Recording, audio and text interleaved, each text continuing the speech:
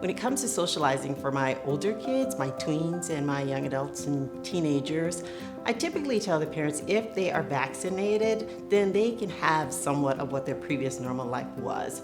So if they had friends in their social bubble before the changes, then they can still spend time with those same friends. I tell them if the young people want to spend time together, it's a lot better if they're outdoors, because that way we know with the CDC guidelines, you're not as recommended to wear the mask, whereas if you're indoors, it's a lot more recommended.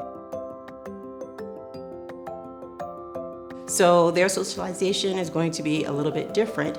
Again, if this was a family that you're already friends with and you've been spending time with them during the pandemic, then the risk of you exposing each other is definitely minimized unless you guys have expanded your circle. Generally, I tell parents it's really helpful to kind of know the information about your kids' friends when they're younger. For example, if there are older parents, or if there are grandparents in the home, if there's anyone in the home who's immunocompromised at all, that's important to know.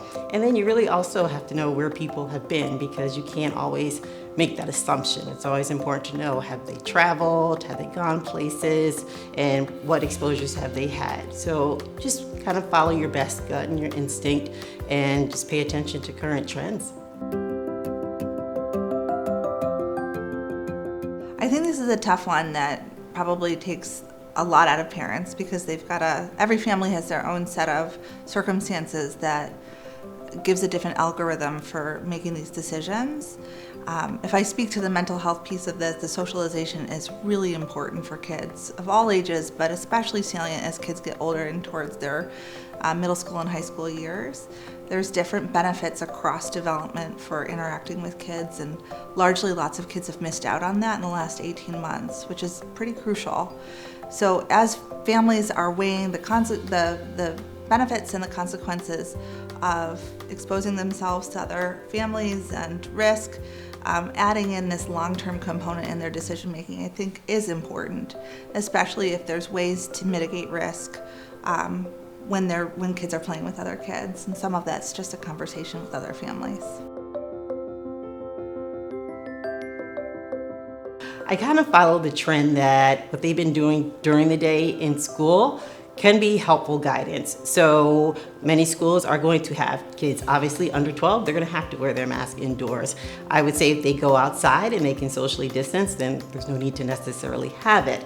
But your older kids, many schools are making their decisions now about when they're doing outdoor sports, and it's okay for them to not have to have those masks on. But when they're indoors, it's really important, because we don't have all of the answers. We are following guidelines and recommendations from the local to the state to the federal level. So we just take it one step at a time. And one thing that I really appreciate is if my families ask me, because that's what I'm here for. And I can do case-by-case basis. Sure, I think you can certainly ask, are your kids vaccinated? Are you vaccinated? For some, that's a really personal question, and so they might be met with some defensiveness or awkwardness.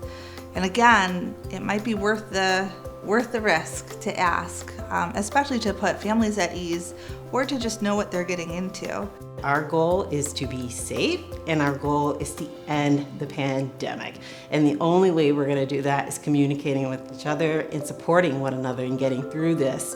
So it is key, and I don't have any problems with people asking if they are concerned about people's vaccination status, because the truth be told, the person does not have to give you an answer. So you pose the question, the worst that they could do is not answer or say no, and then you make your decision based on that.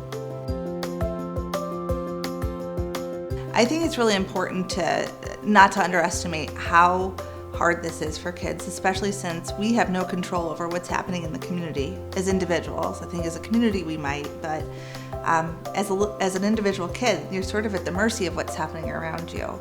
And it can feel really, really frustrating to have inconsistencies in rules, which is essentially what's happening right now. We're kind of going backwards as a community. And so when talking to kids about this, take some time to have a conversation with your kid about this in a developmentally appropriate way. So you would talk differently to a 5-year-old about this than you would to a 14-year-old or an 11-year-old.